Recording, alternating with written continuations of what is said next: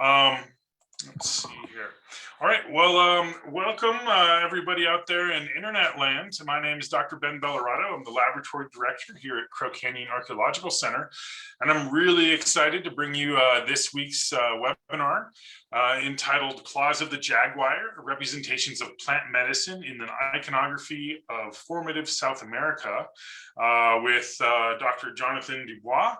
But before we get started, I'm going to go ahead and tell you a little bit about Crow Canyon and our organization, and then about the webinar series for a few minutes, and then I'll turn it over to Dr. Dubois.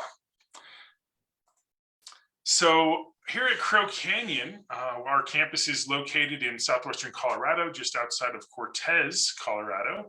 And you can see a picture here of our beautiful campus just below the Sleeping Ute Mountain. Our mission is to empower present and future generations by making the human past accessible and relevant through archaeological research, experiential education, and American Indian knowledge. And you can visit our website to get more information on all our programs, research, and initiatives working with Native American people at crowcanyon.org. Now, our website was just revamped just in the last couple of months. It's even better than before. So I invite you to check it out, and you can find more information about our organization. Here at Crow Canyon, at Crow Canyon Archaeological Center, we acknowledge the Pueblo, the Ute, the Paiute, the Diné or Navajo, and the Hickory Apache people on whose traditional homelands this institution sits, and upon which we work and reside. Now, our mission-related work would not be possible, of course, without the Indigenous people in the past, the present, and the future. And we respectfully recognize and honor ancestral and descendant communities, Indigenous communities, for their contributions to all humankind. Crow Canyon is grateful for all the Indigenous people and supports the preservation and protection of cultural traditions, ancestral connections, and sacred lands. And land acknowledgement statements like this have really become popular over the last year and a half or so. And you know, it's not just something, it's not something we just put up here. We really do feel this way, and we invite you, wherever you are tuning in to this webinar. You know, if you think about it, you're probably sitting on lands that once belonged to other people, and so it's a really good opportunity to kind of just pause and reflect on how fortunate we are to be where we are right now, and to be thankful for the people that came before us. So now tuning to the webinar interface, basically we use the Zoom video conferencing programs. And over the last year and a half of the pandemic, 2 years, we've all become probably pretty familiar with this program, but just in case you haven't, I want to give you a couple tips to enhance your viewing experience. So the first one is you can move the talking heads, we say. So right now you can probably see myself and Dr. Dubois, maybe in the upper right-hand side of your screen or so. You can actually take that little box if it's getting in the way of the incredible slides you're going to see, and you can move that around. You can make it bigger or smaller. You can change that around. So that's up to you. You can do that. Also, we invite you to ask questions, and Dr. Dubois asks that we leave the questions to the end of his presentation. But you can go ahead. You'll see somewhere on your screen in Zoom, you can see this chat, raise hand, Q&A, and live transcript box. And so we ask that you try to put your questions in this Q&A area and not in the chat, and that helps us kind of organize them. And Taylor Hasbrook, our webinar guru, and I are going to be trying to organize those questions into like patterns, so similar questions as we go along, and then we'll have some time at the end where you can get some of those answered. If you're having difficulty getting the stream of this great webinar, you can also move over to our Facebook page, where it'll be live transmitted, and that's at crowcanyon.org/Facebook. And there is a couple second delay, but it's pretty much, right as everything is happening. So you can go ahead and check that out if you're having issues. We also invite you to like and subscribe to us on YouTube, and that's at crowcanyon.org/YouTube. And that, if you do that, that allows us to unlock some extra functions that increase our ability to share these presentations with you. So we invite you to like and subscribe. We also want to remind you that every week we have a new webinar in our Crow Canyon Discovering Archaeology webinar series. And so just as a preview of what we're having in the upcoming weeks, next week we have Zilya Osla, the School Inside the Mountain, Diné students remembering home at International Indian Boarding School with Dr.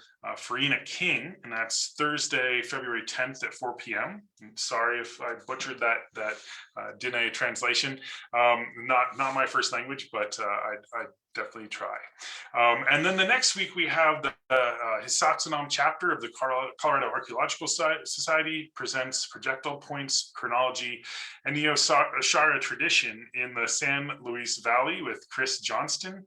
And that's Thursday, February 17th at 4 p.m. So we invite you to check out those in the next coming weeks, and there'll be more after that. So now I'm going to go ahead and introduce tonight's speaker. We have Dr. Jonathan Dubois, or he said J. Dubois, and he is going to be presenting the Claws of the Jaguar, representations of plant medicine in the iconography of formative South America. And so I'll tell you a little bit about Dr. Dubois before we get started. Jonathan J. Dubois is a PhD from UC Riverside in 2017, and he's an adjunct professor at California State University in San Bernardino. He's a landscape archaeologist and iconographer whose work lies at the intersection between symbolism, landscape, and social organization in past societies of Northwestern South America and Belize. He's conducted field work in the Central Coast, the Central Andes, and in the Northwestern Amazon of Peru, as well as in the Rio Frio region of Belize. He documented rock art at more than 20 sites in the Central Andes, resulting in a dissertation, Transformational Refractions of Social Messages in the Rock Art of Huanaco, Peru. He's the co-director of the Proyecto Archaeological del Noreste de América del Sur, which is focused on uncovering the interactions amongst people of Northwestern South America and longer distance relationships between them and past peoples of Mesoamerica, as evidenced through the shared material, practices, and expressions of cosmological symbols in multiple archaeological media. This project is part of a larger international cooperative effort with John Spennard of CSU San Marcos, and it's focused on creating a better understanding of the interregional interactions of pre-Columbian peoples of the Americas. And he also has an article in the Cambridge Archaeology Journal entitled Singa Transicional, Sewas, and other expressions of Llanetín in the rock art of Huanaco, Peru. So check that out if you get a chance. It sounds very interesting. And so without further ado, I want to present tonight's speaker, Dr. J.J. Dubois. And with that, I'm going to turn it over to you. Thank you, Ben. Thanks Taylor and the Crow Canyon Archaeological Society for inviting me today. I really appreciate it, this opportunity to speak to you all. Just gonna start my slideshow here and we'll get going. So I called this presentation Claws of the Jaguar, representations of plant medicine in the iconography of formative South America, because one of the plants that I'll be talking about, one of the plant medicines that I'll be talking about is called uña de gato in Peru, right, in Spanish. And uña de gato translate into cat's claws, right? But as you'll see in this presentation, this isn't, it had a name before its Spanish name, and it was in use, thousands of years ago. people, and los antepasados, the ancient people of Peru were representing it in ceramic media by 1500 BC or so. So we'll see some of that today.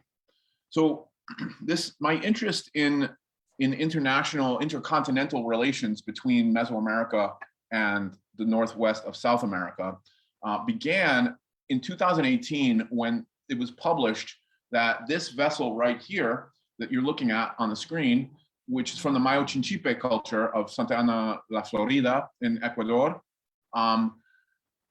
came back with the remains of cacao, right? It came back with theobromine, which is the active compound in cacao, through chemical testing, residue testing. And the date of the vessel itself is about 2500 BC, and BCE, and the range of the site is 2000 to 3000 BCE. So this is the earliest remains we have of cacao that exist. Now, if that's not surprising to you, that makes sense. But it was surprising to most of the archaeological world in South America and Mesoamerica, because up until this point, it was assumed that cacao was domesticated in Mesoamerica, because when the Spaniards arrived in Mesoamerica, there was an active and vibrant ritual program around the plant, around cacao. And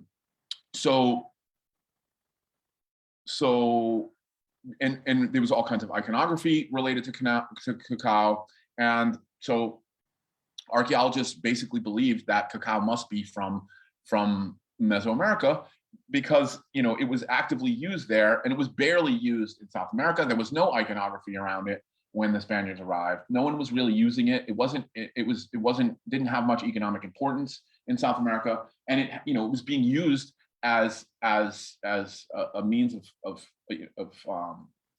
currency by the Aztec, right? So it was of central importance in Mesoamerica when the Spaniards arrived, and it wasn't non-existent. There were people using it in South America, but it was very poorly known there. So everyone assumed that it was domesticated in Mesoamerica. But this date here made it clear that people were using cacao in South America at least 1,000 years before the first remains of cacao appear in Mesoamerica. Also, the DNA studies and biological studies by botanists demonstrate that the wild relatives of cacao are most abundant in Northwest South America, in Northwest Peru, Ecuador, in this area. This is where the wild relatives are. And what this means is that this is a very likely location of domestication for this plant.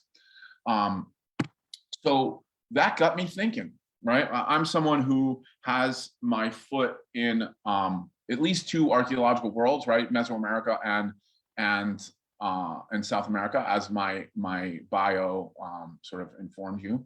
And so I have a fair bit of knowledge about Mesoamerican iconography. I really love it, and I really love South American iconography. And so when this happened, I started studying the cacao in Mesoamerica, and I had the idea, perhaps some of the iconography surrounding cacao that appears in Mesoamerica during the Classic period, which is between I'm going to screw this is late pre-Classic, right? So this is 400 to 100 BCE to 100 CE.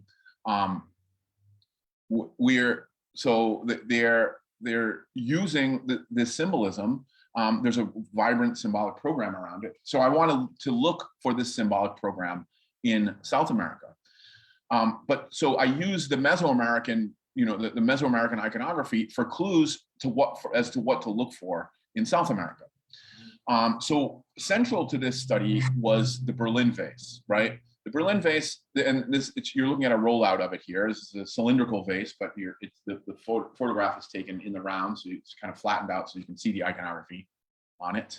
And it basically contains two registers, one with a funeral bier, right? So there's someone being buried right here. You can see their head right here. I know it helps to have pointers with especially Mesoamerican iconography because it's very full of information, hard to see, but you can see someone's head right here, right? And this is their body. This right here is their body wrapped up in textiles, right? And they're set on this platform as a burial, right? And on the other register is so that's the burial, and the burial is of the maize god, right? This is not my determination. This is the determination of Mesoamerican iconographic experts, right? And also, luckily, Mesoamericans leave writing, right?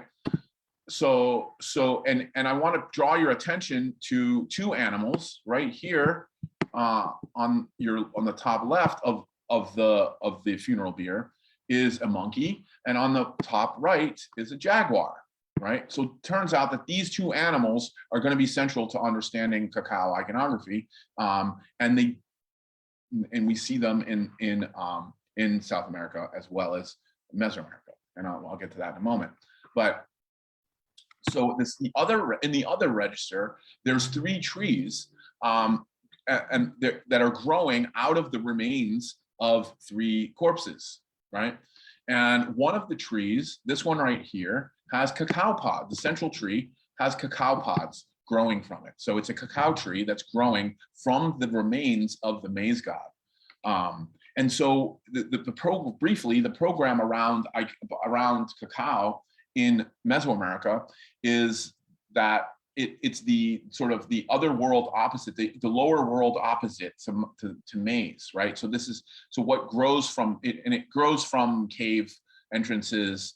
Cacao grows in shady places, whereas maize grows in open, sunny spaces, right?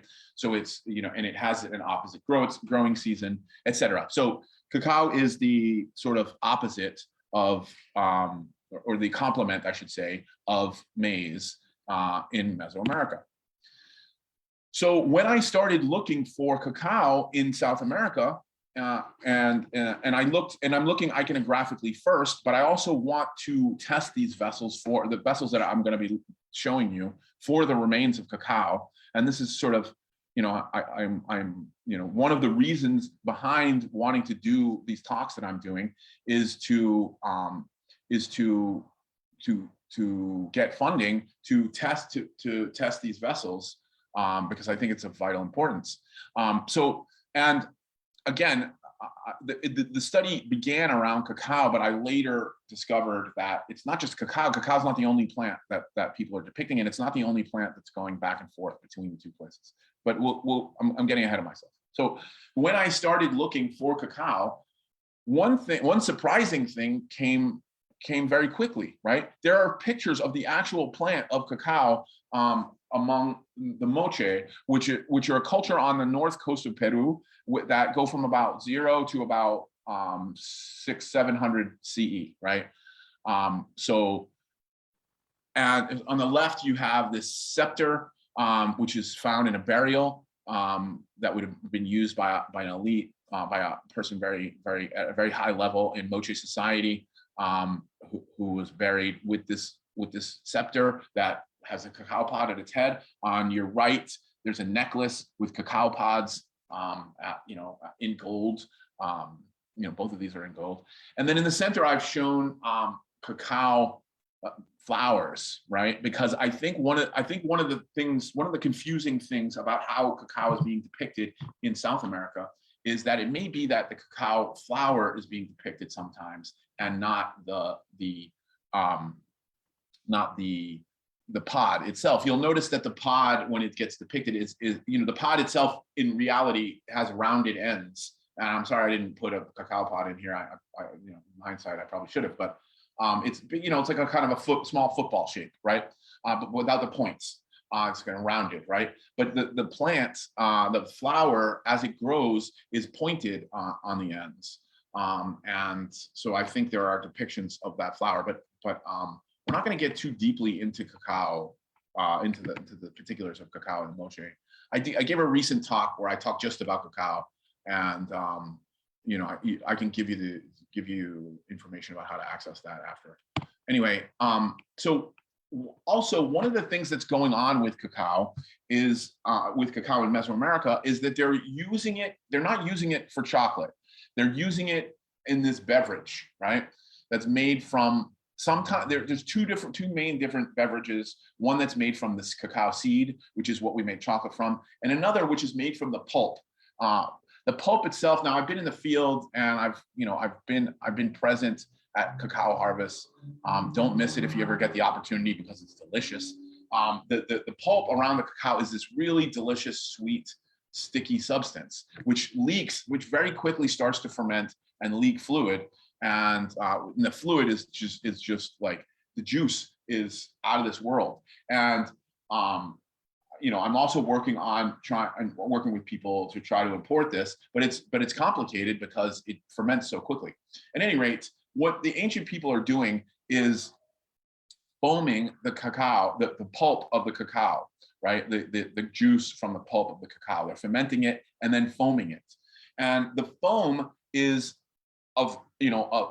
really important to the beverage. It infuses sami in Quechua, which is like prana, like it's pei in Mesoamerican. It's life force, right? It infuses with the beverage with extra life force. So the fermentation, the bubbles that the fermentation makes, infuses it with life force, and then they add to it by foaming it and adding other ingredients to take for taste, but also other plants, which I'll come to in a moment. I think they're adding other plants as medicines, right? So this is called kamaying in Quechua, right? Kamay is to infuse something with essence, to transform it, to transmute it, right? So this is something that's being depicted on vessels in Mesoamerica, right? So that's something I should point out to you. Is right here is this woman, and she's got this jar, right? And she's pouring it out into another jar, and this is how they created foam, right? So the reason I bring this up is because foam is like of fundamental importance in South American belief, right? There's a god, Viracocha, and his name means sea foam, right? The foam is also considered to be really full of life and vital essence to South American people. So this is one clue that perhaps this idea is being shared across these vast distances, right? And as you'll see in a moment, very early on. So this is a monkey.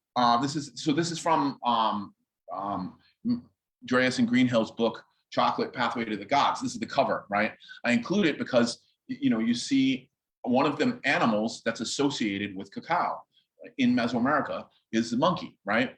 And it's a natural connection for people to make because monkeys inhabit trees and they're known to eat cacao. Cacao's sweet and it's delicious, and they break open the pods, and monkeys are very playful. And so here we have, so I started looking for monkeys, right?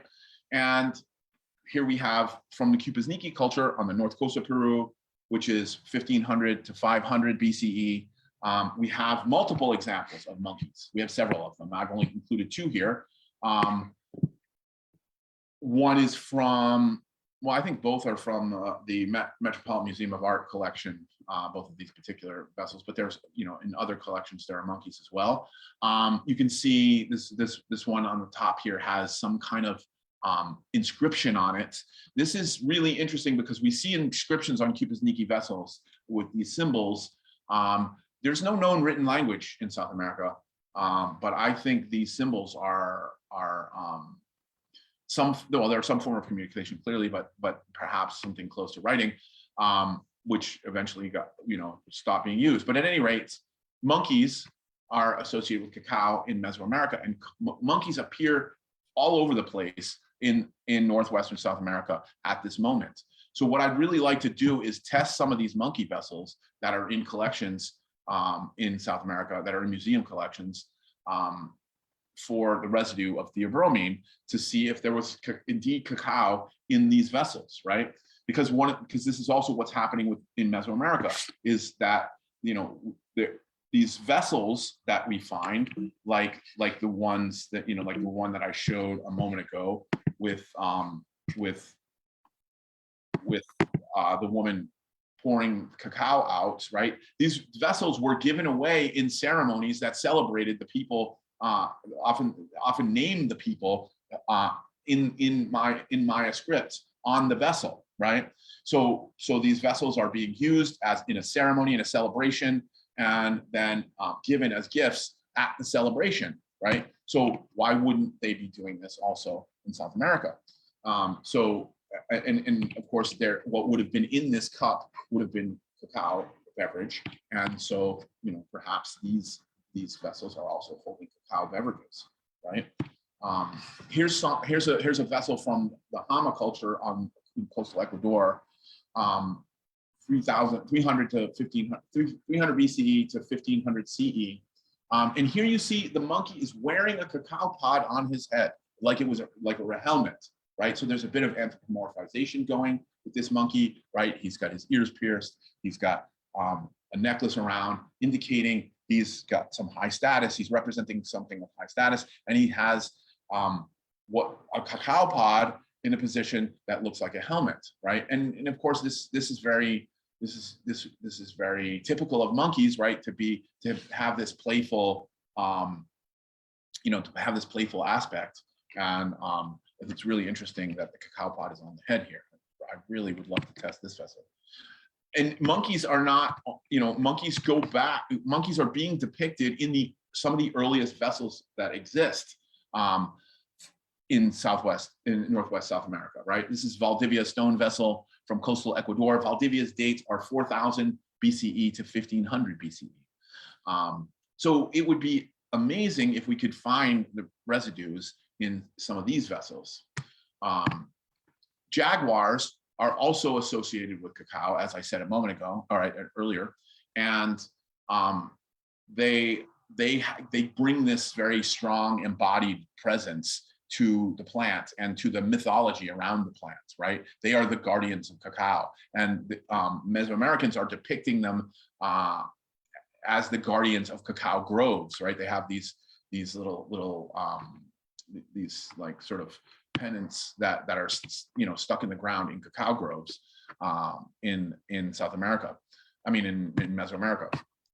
So of course, jaguars are also intimately associated with cacao in Mesoamerica, and of course, jaguars are appearing all over the place in South America as well.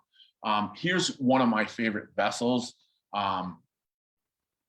that this is in the Met collection in the Metropolitan Museum of Art in New York. This is a Kupasniki, again, 1500 to 500 BCE, with a jaguar. And the jaguars that are associated with cacao in Mesoamerica have this particular nose, right? If you look at this nose right here, it's not a jaguar's nose. It's very snubbed, it's upturned. It's this particular kind of nose, and you see it all over the place during formative South American iconography. So here we have this vessel with a jaguar and a snake, right? You see the front and the back of the vessel here. And what is this on this vessel?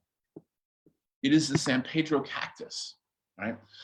San Pedro cactus is used to make a entheogenic beverage called huachuma that shamans on the north coast of Peru still use today in ceremonies, right?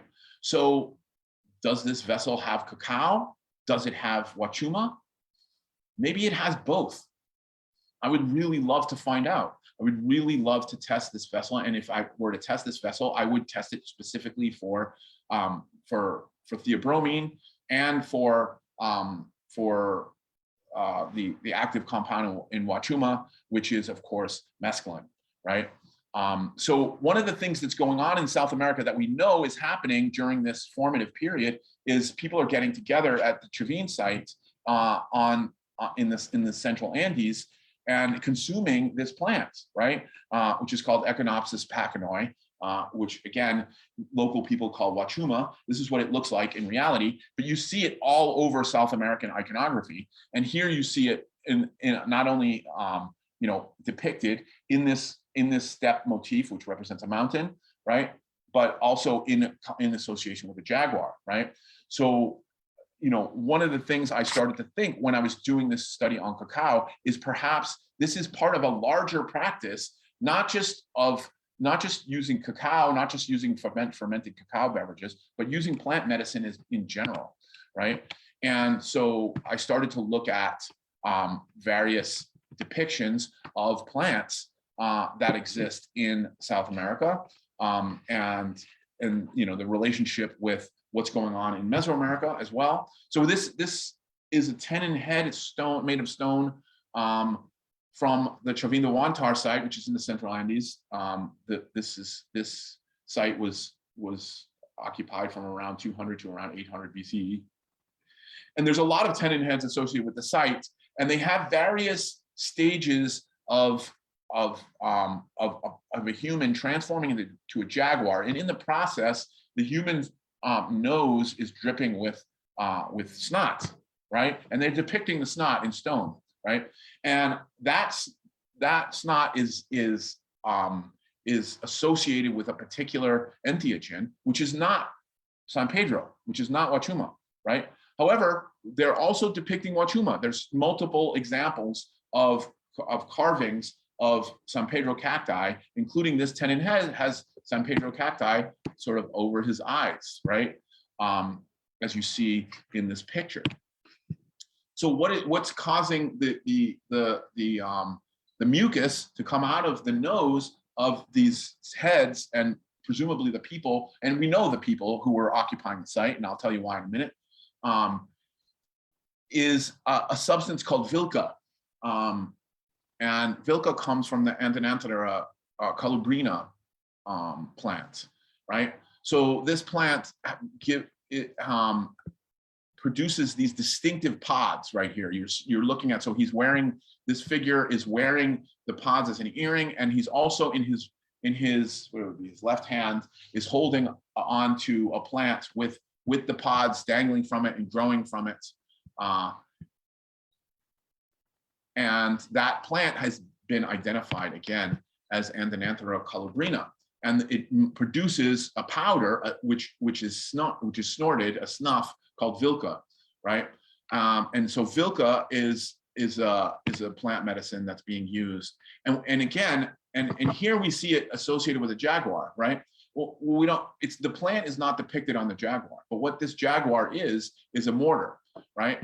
And it would have had a pestle, of course, as well, right? And this mortar would have been used to grind the seeds.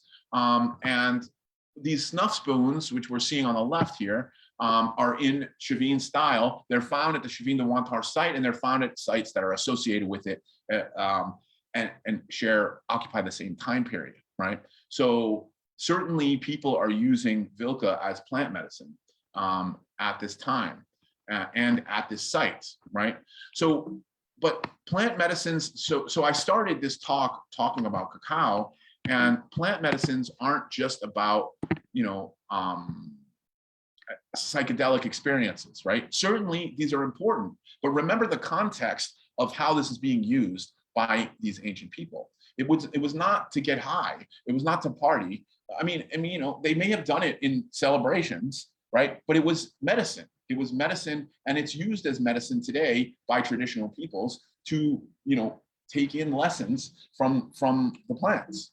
By the way, jaguars also appear in Valdivia, and again, I would love to test some of these vessels to see what the residues are.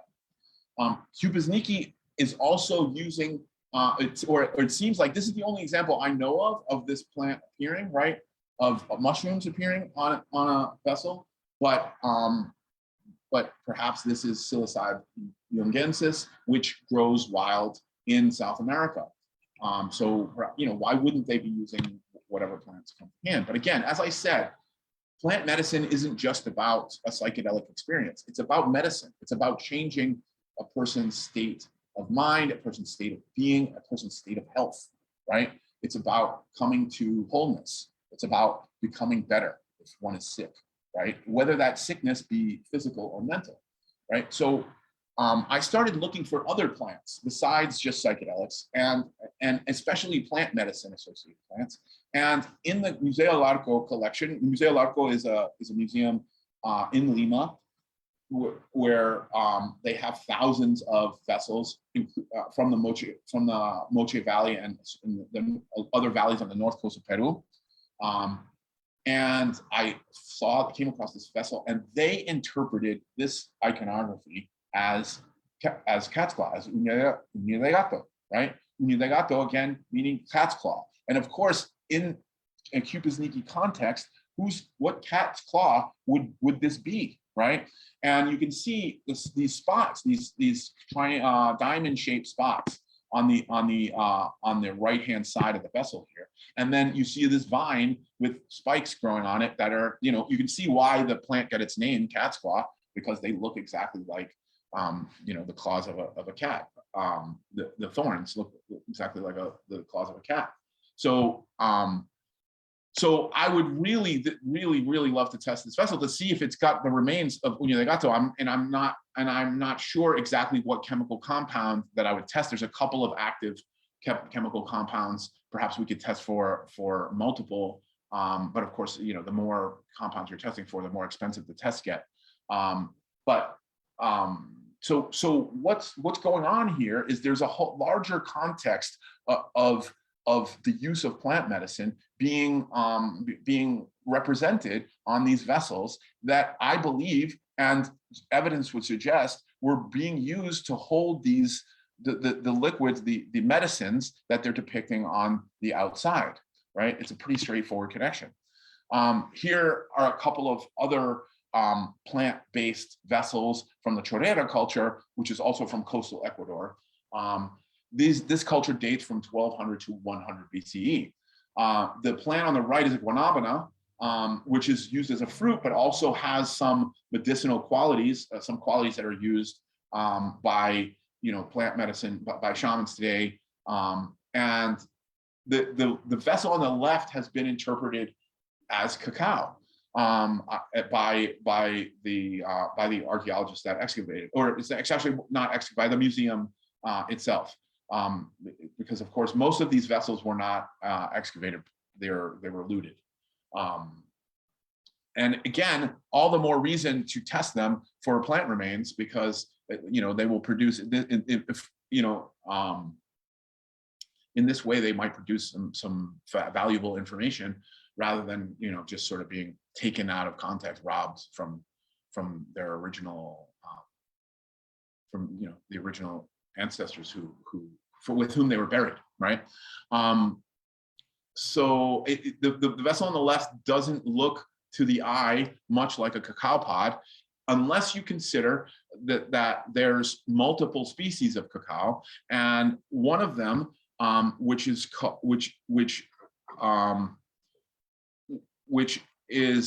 one of them has this larger, it's called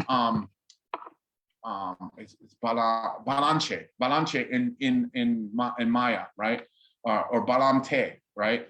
Balamche or balamte in Maya, right? It's a species, it's a subspecies of cacao that has these big rounded pods with sort of slighter edges. And of course, balam is the word for jaguar in Maya, right? So, again, this connection between jaguars and cacao, I think goes back to South America, and it didn't originate in Mesoamerica. Now, so one of the things I'm really interested in is if these vessels are being, traded and used in celebrations, and this information is passing over long distances, how did this happen, right? How would this have happened? Because of course we don't have direct evidence of long distance trade, long distance interaction. We're talking about intercontinental interaction between South America and Mesoamerica here. right? If the iconographic programs are being shared, if plants are being shared, right, then I would argue that they're probably being shared in the context of these shamanic ceremonies in which they were used, in which there's a history of their use in South America, and we know they were using also in Mesoamerica. Then what's happening here, right? What it seems like was happening was that there's intercontinental trade happening by 1500 BC, because cacao begins to appear in the archaeological record in Mesoamerica at around 1100 BCE. And when we see it, as you've seen here, we see possible depictions of cacao, or we see vessels that are bearing iconography that we now know is associated with cacao from as early as 2000 BCE. So which is a millennium earlier than it appears in Mesoamerica. So I started to ask myself, how would this have happened? How would this look? What would the model be like? And I knew of this research that had been done on the north coast of Ecuador by Frank Salomon about mindales, which are were this class of traders, of long distance travelers who went from market to market and place to place throughout the Amazon and the Andes. Right at the time of contact, there's a lot of records. There's a lot of ethnohistoric records of these people, mandales, right, who were traveling traders, right, and they were headquartered basically in Ecuador, which is right in the sort of center of where this trade would have originated, this trade in cacao, right? They were traveling traders. They were known to trade spondylus and gold, right? Spondylus was of particular importance in the Andes because you can't get it that far south, right? The farthest south that the Spondylus princeps species grows in lives in the ocean is coastal Ecuador. So the sort of hub of trade for spondylus was in coastal Ecuador, and this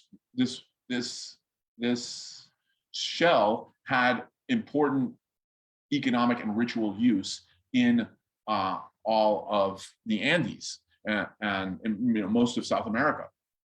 So there was a very vibrant trade in this sort of very important product, in this very important shell. There's also gold, coca, dyes, feathers from the Amazon, salt, cotton, meat, etc. from the Andes. So there's trade going back and forth. People in the Amazon want things that are coming from the Andes. People in the Andes want things that are coming from the Amazon. But what they were particularly known for, what they were their specialization was getting religious objects and shamanic plants from different areas. So trading in these important shamanic plants and religious objects, right? The social organization of mindales is particularly interesting to me because it's unlike the social organization of all the groups that were around it, right? By the time of contact, all of the Andes and parts of the, all of the coast and parts, a small part of the Amazon were under Inca rule, right? And with the society was very hierarchical, whereas Mindale society was hierarchical, right? And they were exempt from local hierarchies because of the centrality of their importance in the economy of the time, right? Because they could get things that no one else could get. And they went, again, they traveled from market to market. Most of southern Peru, most of central and southern Peru didn't have a history of markets before the Spaniards showed up. But nonetheless, they made connections over long distances. And at the time of contact, they connected Peru to West Mexico, right? We know that they were traveling up the coast and connecting Mexico with Peru, right? So if this was happening at the time of contact, and we have all of these examples of shared iconography across these societies at the time, at 2000 BCE, then why wouldn't mindales have started much earlier than we knew, right? And we see, we see around this time, this sort of this late formative time, we see all kinds of depictions in South America, and we see them all along the coast between Peru and Mexico. We see these figures often seated on a throne that are high status, that wear elaborate clothing and nose rings, earrings, all of which are status markers among people at the time. And if you look at the guy on the left, he's got these beans on he's got these, looks like beans on, it looks like coffee beans, right, on his vest. Well, in that chocolate, that chocolate book that I showed you the cover of earlier, there's a picture of a modern costume that with cacao beans on the costume, right? So perhaps this ancient person is wearing cacao beans, and perhaps there's this trade of cacao over long distances. The woman over on the right also is bearing plants, right? There's a lot of plants. Once I started looking for plants, right, we know about jaguars, and we know about the importance of animals in ancient iconography, but there's very little information about plants. So I started looking for it, and it's everywhere, right? It's not as high, there's not as high a percentage of plant iconography as there is animal iconography, but there is quite a bit of it. And one last thing before I finish here, I also came across this female figure on the right, also from the Hama culture in coastal Ecuador, with all of this bounty, right, that she's holding, right? She's holding a fish, she's holding a seashell, she's holding either a corn plant or a maize plant between her knees. It's hard to tell. It looks like an ear of corn, but when you open a cacao pod, it also has these seeds that are kind of squarish, or they're not squarish, but neither. Well, yeah. I mean, it looks more like a corn than cacao, but whatever it is, it's a plant. And there's this sort of this woman of high status with all of this abundance, bearing all of this abundance, which reminds me of the Teotihuacan goddess, right? Teotihuacan goddess you see on the left. Has all of this sea animals, plants like dripping from her, right? She has the abundance of the earth, the great goddess of Teotihuacan, right? Teotihuacan, of course, being the Mesoamerican site that is the hub of Mesoamerica at the time. And this would have been a time when, according to my hypothesis, that trade would have been vibrant with South America, right? So of course, the traders would have, and the other thing about Teotihuacan is that Teotihuacan has all these barrios, these neighborhoods that have people of different ethnicities from all around the region. So Teotihuacan was identified itself as a place where multiple different ethnic groups come together to pass ideas and trade and even live together. And perhaps some of these people are farther flung than we realize. Again, this is all hypothetical. Well, most of this is hypothetical, but the evidence remains that there's iconography that we know was related to cacao in South America much earlier, a millennium earlier than Mesoamerica, right? Now, cacao eventually makes its way up to a millennium later. Cacao makes its way up to Mesoamerica from South America. So how did it get there? It begs the question, right? So the rest of my conclusion: the constellation of symbolic associations around cacao from classic Mesoamerica also exists in formative South America. Again, preceding the symbolism that we see surrounding cacao in classic Mesoamerica. So perhaps these ideas around cacao come from South America, they didn't actually originate in Mesoamerica. And of course, why wouldn't? And by the way, something that I haven't talked about, a plant that I haven't talked much about, I did mention it, is maize, right? While there was not very much cacao use in South America at the time of contact, the fermented beverage of choice in South America was made from maize. And we know that maize was domesticated in Mexico. So what's going on here, it looks like to me, is that there's this crossover, right? There's this, maize is making its way southward, cacao is making its way northward, but not just the plant itself, but the symbolism surrounding the plant is going with it, right?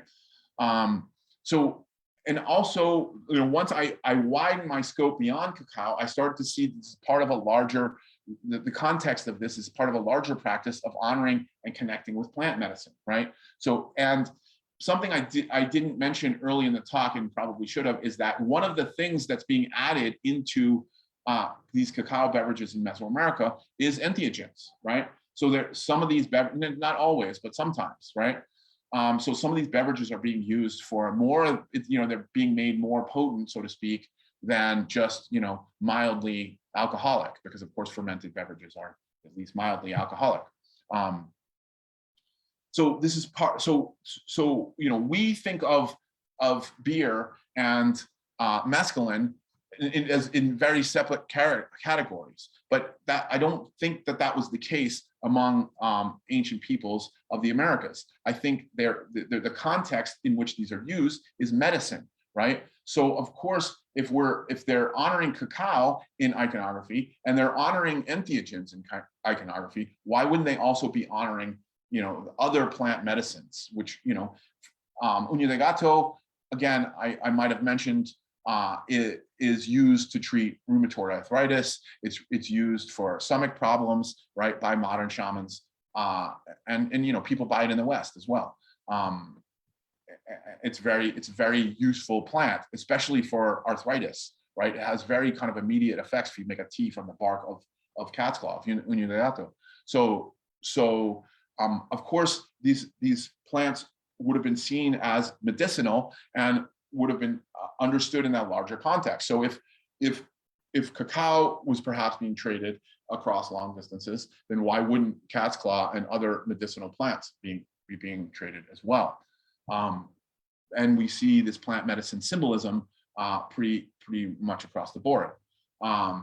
Mandales, I've argued, are a useful analog for conceptualizing how this intergovernmental interaction would have taken place, right?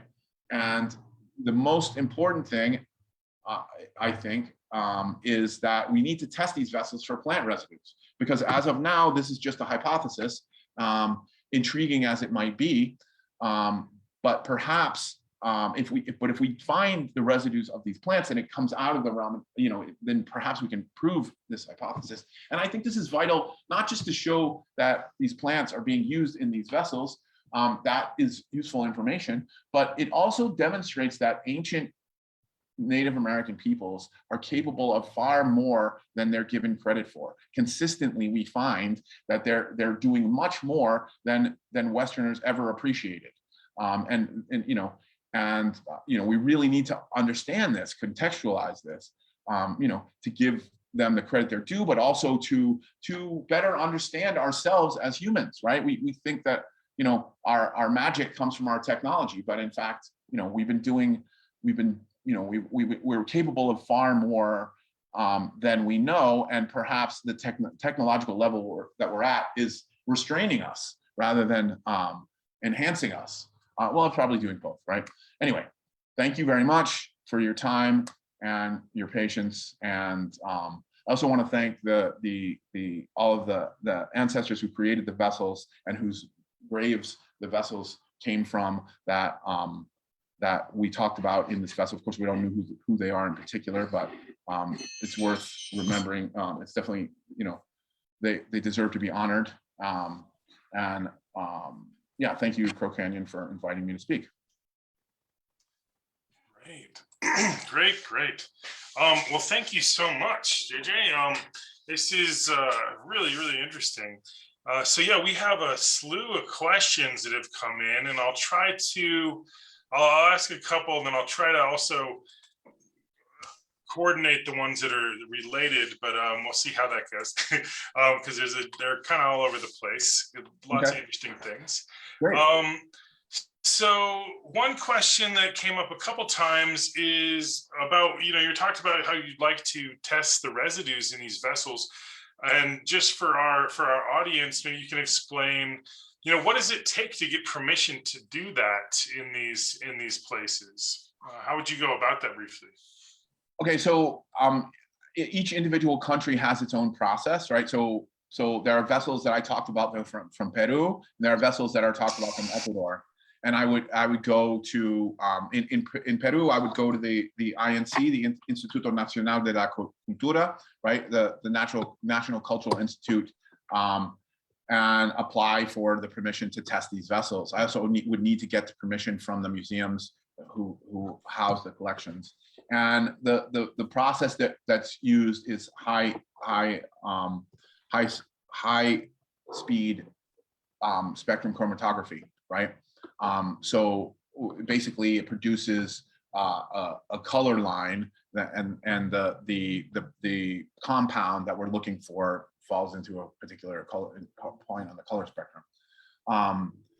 And so, and it's a very involved process. Involves it's not just, well, I mean, you basically scrape the interior of the vessel with sandpaper and take the powder and test that.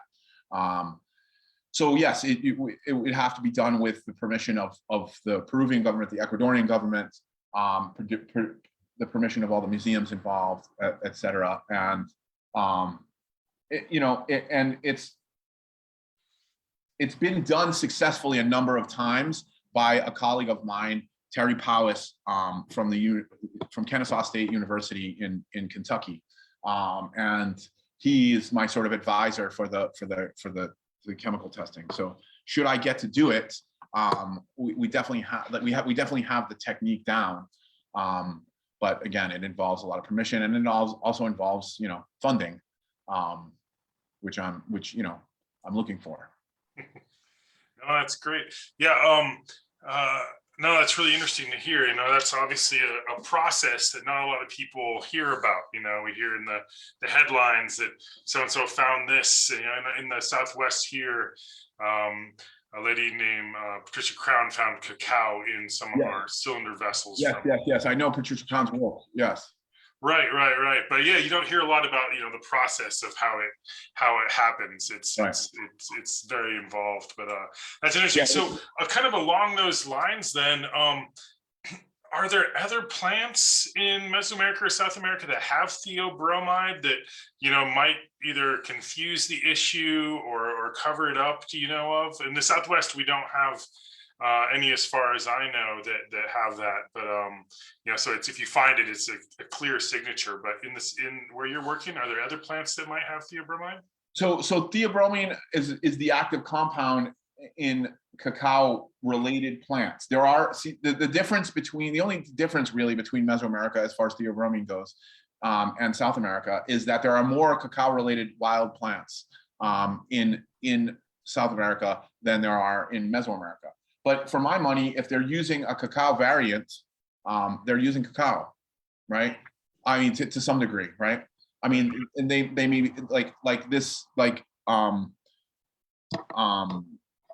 the cacao that has this sort of rounder shape is not what we use for chocolate, right? But it is used by native peoples, and that's the plant that's called the Jaguar. Balamte, the word that relates to Jaguar. So but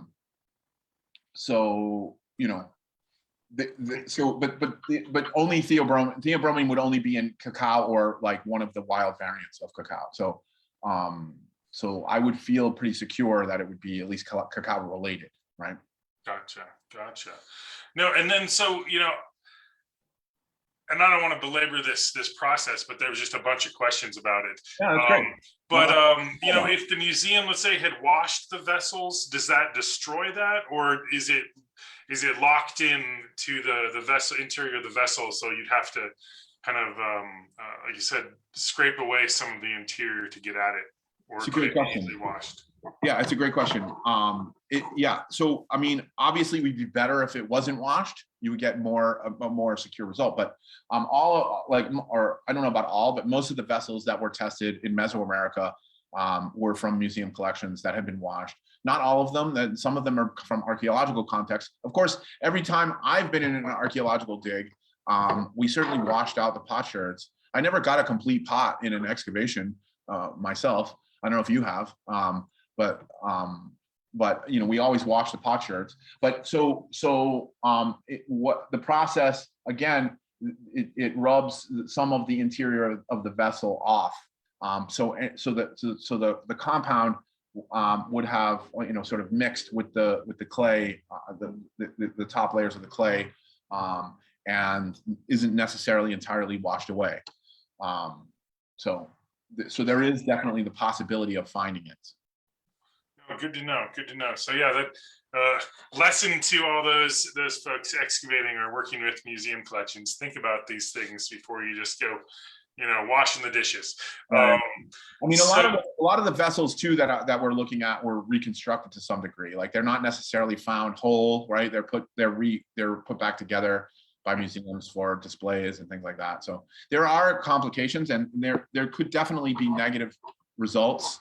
But again, it's worth testing, right? It's because if we find some positive results, and that, you know, if we find some positive results, then that would demonstrate, you know, that the hypothesis is accurate. Right. So a lot of the vessels that you showed that had this iconography were, I think you call them stirrup vessels, right? Stirrup spout vessels, yes. So one question came up: is, are those specifically designed for dispensing medicinal preparations, or do we know what else they might have been used for, or what do you think about the function of that particular vessel type? Yeah, this is a great question, and it's a great mystery of South American archaeology, right? Why the stirrup spout? Why the stirrup spout? Indeed, right? It's not, you know, it's more convoluted, right, than most of the spouts that you see in the rest of the world. So I don't know. My straight up answer is I don't know, right? However, this idea of foaming, right? When the liquid passes over a longer distance and falls over more area, it foams more. And the foam is something that's really important to both Mesoamerican and South American peoples at the time of contact. The foam in South America, again, is made on maize chicha, right? Corn-based chicha, which is a, you know, mildly alcoholic fermented corn, right? And they kind of, you know, shake it up and foam it, right? It's considered to be the life of the beverage, and they were doing this in Mesoamerica with cacao. So you know, perhaps, and again, it's only a conjecture, right? Perhaps the stirrup spout is enhancing the foaming of the beverage as it's getting poured. That's great. No, yeah, interesting. I know in the Southwest, foam also has a lot of really important connotations for water and flash floods and Yes. fertility and such. Yeah, it's very related to fertility in South America as well. Nice. Yeah, and it's associated with sperm, and, you know, rushing water is considered to be very full of this like vital essence, this life, right? Right. Oh, that's interesting. Yeah. So then, you know, you talked a lot about cacao, obviously, and San Pedro cactus. Do those show up more than other types of plants, and you just focused for this talk on these particular ones, or are they are they a higher proportion of these particular plants than anything else? You know, it's a good question. There is a lot in Chavine. I really, you know, it's part of it is like my, you know, where I'm looking, right? Where I prefer to cast my eyes, right? So Chavine culture has a lot of depictions of San Pedro cactus.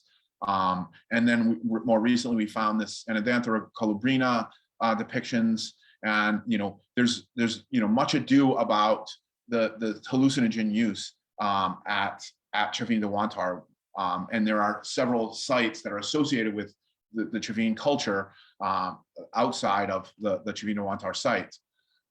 So it is common in it is a more commonly depicted plant in Chavin culture, which is from the northern part of Peru. And it's also depicted elsewhere. It's not just Chavin in South America. But this study this talk that I'm giving right now, I was originally going to sort of, my original idea was to just kind of, I've already done a talk on cacao recently. And I was going to just kind of soup up my cacao talk, right? But I started to look at more iconography, and I came across that Uña de Gato vessel, right? And I thought, we got it wrong. Like, it's not just about the hallucinogens, it's about a much larger plant medicine. So I've just started looking at this, right? So I suspect that the more we look, the more we'll find. The other thing is that plants are often, in South America, plants are often depicted abstractly. So they're like grids, and they don't look like plants,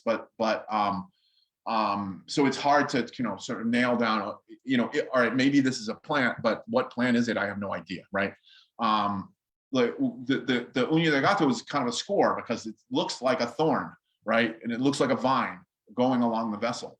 And then, so I suspect there's more plants, and among Moche iconography, which I'm also very familiar with, there is a lot of different plants. There are a lot of different plants depicted. So we could broaden this. I think this has room to be broadened beyond just entheogenic plants, but certainly it is a focus. It's not something that we've artificially inserted because of our sort of like sensationalism. It is there, right? And it was an important part of their ritual program.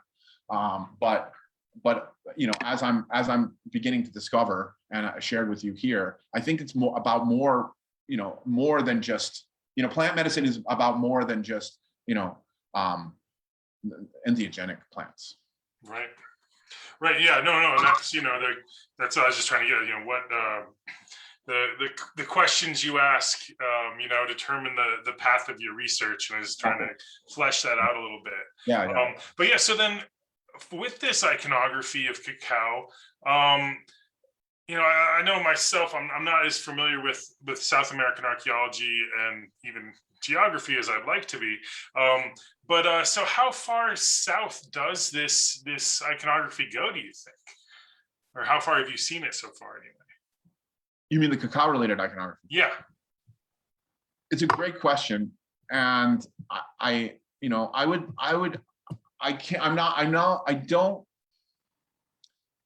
don't think it goes all the way. I don't think it goes as far south as Cusco or Nazca, the Nazca Desert, because the cat that gets depicted in Nazca is a pampa cat. It's a cat that's local to Nazca, right? That appears in the desert of Nazca.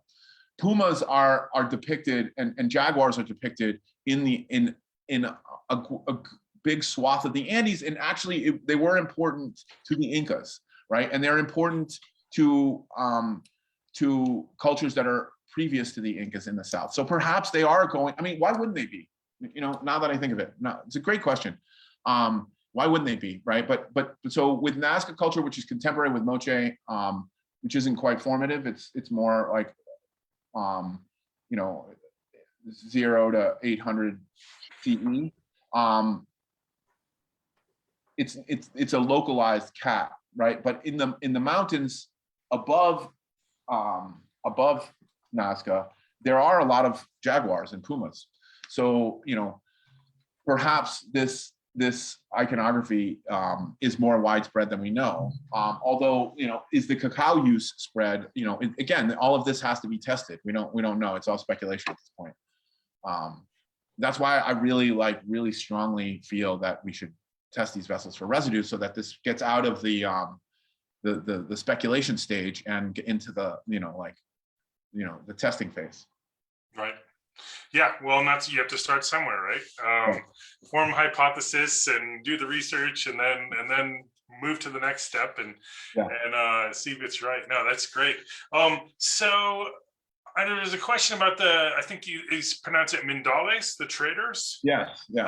Can you give us just again the kind of the known date ranges of when those folks start up, and then I think you said they go right to at least contact, right? But Well, what's the early end of that? So we don't know how early they went, because the only information we have about them is from the contact period. So like what I told you is what the status of Mandales at the time of contact. So we don't know when they start, right? But they existed at contact, and at the time of contact, they connected Mexico with Peru, right? So then they traveled like this circuit. So, since, and of course, 3,000 years earlier, they would have looked different, right? They would have, acted differently. I would have spoken different languages. So I'm just using it as an analog. Of course, they're not Mandales as they would have been known at the time of contact, but it's very intriguing to me that, that they're trading in plant medicines, in shamanic objects, as well as, other economically valuable things like spondylus, gold, and why not cacao, right? The other problem is the questions that the Spaniards were asking, right?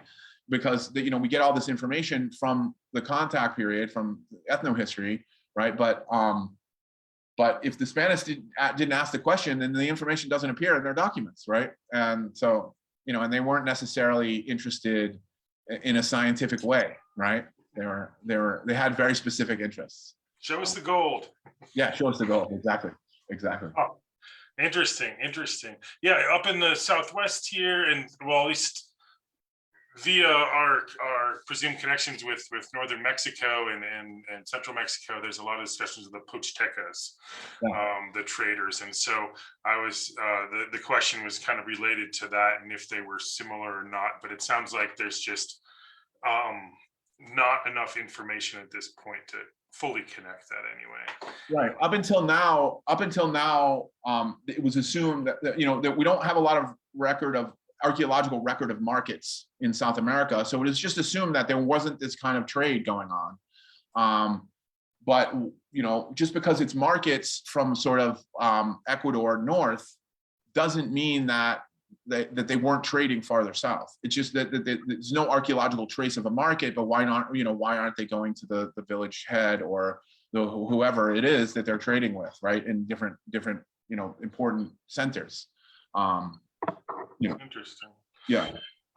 So I don't want to keep you too long, but there's a few more questions. I'm happy to answer them.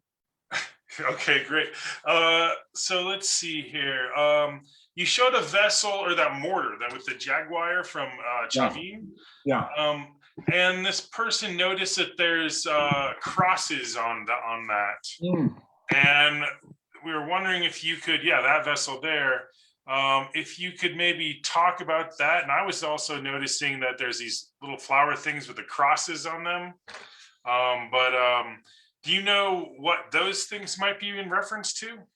Well, there's a history of crosses in the Andes. We call it the Andean cross. It's a sort of, it's a cosmological symbol. It's not, it's related. I would argue that it's related to stars, but sometimes stars are also depicted as flowers. So there's this sort of somewhat of a mystery, right? But like a history certainly of crosses being used in the Andes. Also, looking at this vessel, there are other clues about plants on the vessel, it seems to me. This shape right here that we're looking at there has been interpreted as a peanut before. So this is interesting to me. And then on the face here, you see this sort of flower shape with a cross in the middle of it. And actually it's also here, right? So it could be depicting the flowers of the Anadanthera plant.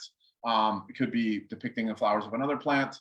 But but definitely like now that I'm glad you mentioned this, because there's definitely more sort of plant imagery on this vessel than I thought about at first glance. I just showed this vessel because it's a Jaguar and because it's a mortar, and so was probably used to grind. But you know, it would be interesting to test this as well. Like perhaps could be they're grinding peanuts into peanut butter, right? I mean, it probably wasn't peanut butter, but you know, like peanut paste, and which could also have been peanut. We know that there's a peanut chicha as well. Like you could ferment, you could ferment it, and you can use it in a beverage and ferment it. So you know, why not? Interesting. Yeah. Wow. Yeah, go ahead. Sorry. Go ahead. Oh no, now that we're having this talk, I'm looking back, and there's a big monument at Chavin de Wantar that has multiple plants depicted on it that I really wish I had put in this presentation, but I didn't. So should I give it some version of it again? I will certainly include that. You know, it's this giant. It's called the Teo obelisk. It's this big obelisk, and it's carved on in the round, and it's got, you know, animals on it, but it's also got plants. And one of the plants looks like a cross section of the San Pedro cactus. And then there are others, peanuts, some root plants. So certainly, yeah, there's more to this. There's definitely more depth that this needs to be studied. So yeah, along the line of depth, especially looking at the cacao, there's a question about recipes, not just for, you know, so you have cacao or these other the San Pedro. Is there any evidence or documentation of the recipes to make these drinks that people used? It's a great question. Yes. Well, with the cacao beverage, there happens to be an ethnographic study at like a modern ethnographic study of people who made cacao chicha in South America, in Ecuador. And basically the way it's done is they open the cacao pod, they put the pulp into a canoe, right? Into a big open wooden container. They ferment it for a couple of days, and then they take the liquid out and use that as the beverage, right? So it's a pretty straightforward, easy process. However, in Mesoamerica, they're writing about, in Mesoamerica, it's great because we have, you know, Maya epigraphy, we have writing, right? And they're writing about the things that they're adding to the cacao beverages, right? So the cacao beverage in Mesoamerica was a base for other additives, right? And the additives would be particular to each person that these vessels are being presented in ceremonies, and the additives are particular to the person. Again, suggesting it's like some kind of medicinal, there's some kind of medicinal, you know, application, right? So if I were doing Chinese medicine or Ayurvedic medicine, right, plant medicine of those sorts, then you would tell me, you know, what's going on with you, and I would give you a particular prescription of particular plants that would help you, help you with whatever you're dealing with, right? So, you know, this. I think we ought to look at the possibility that this is happening in the ancient Americas.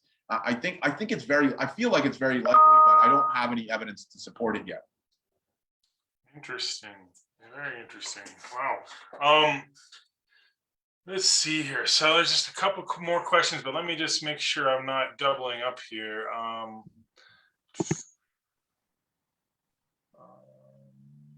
So if during this, you know, this early period when you're suggesting that, you know, cacao might have came up from South America into Mesoamerica, do you have any sense of what might have been going the other way, or what else might have come up with cacao into Mesoamerica?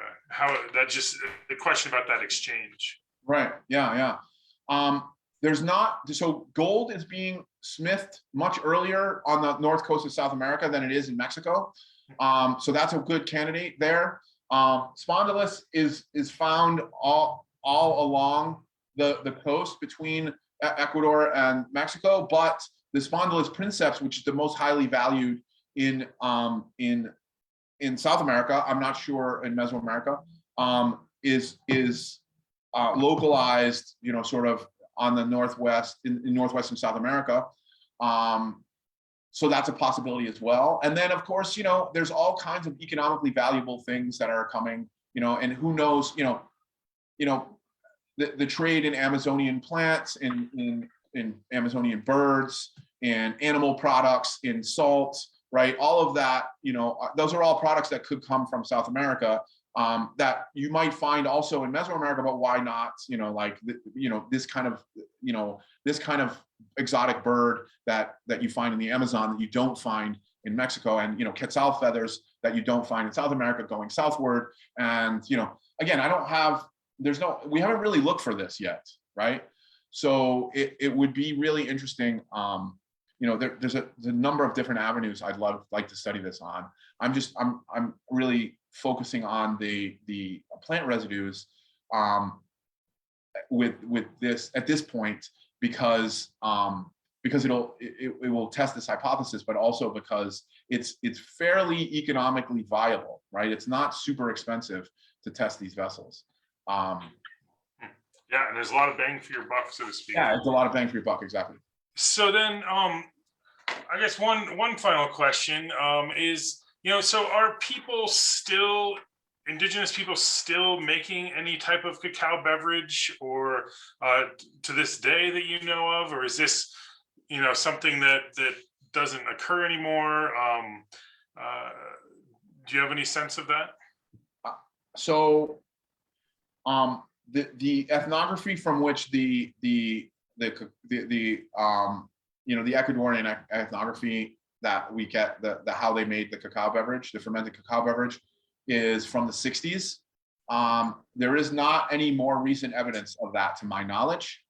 And I've asked around a little, and people are like, yeah, I don't know. But I've only been in the field in northern Peru. Perhaps in Ecuador, I might get a better information. So that's a possibility. Like, but that's like, you know, doing an ethnographic study, which would be great, right?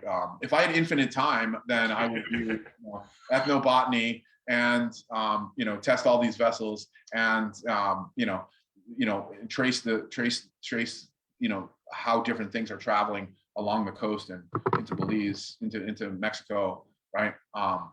That'd be great. You need more grad students. Yeah, or any grad students will be good. Well, that's great. Well, that's pretty much rounds up the questions that we had. But one person did ask is there a link to that other talk you gave on cacao? Do you have that by chance? Or maybe you could send that to us and we might be able to. You know, I guess I'll send it to you. I now wish that I came prepared with that. That seems logical that I would have, but I didn't. So I will send that to you via email. It's also, my Instagram handle is jonathan.j, just the letter J, .dubois, just like it's spelled in the program. So if you go on Instagram and click on my link tree on Instagram, there's a link to that talk there, but I will send you the message and you can forward the link. Also, please feel free to give my email address to anybody who has further questions that they'd like to ask. I'd be happy to answer them. Well, thank you so much. This is really, really interesting. I really enjoyed it, and I know that a lot of other folks did. We had a lot of positive feedback already. So thank you. Yeah, thank you so much for joining us. Thank you. It was a great pleasure. Yeah, and I look forward to hearing more about your work in the future, and hopefully you can come back and talk with us again. Yeah, that'd be great. Thanks. Thanks a lot, and have a good night. All right, you too. Take care, man. Bye.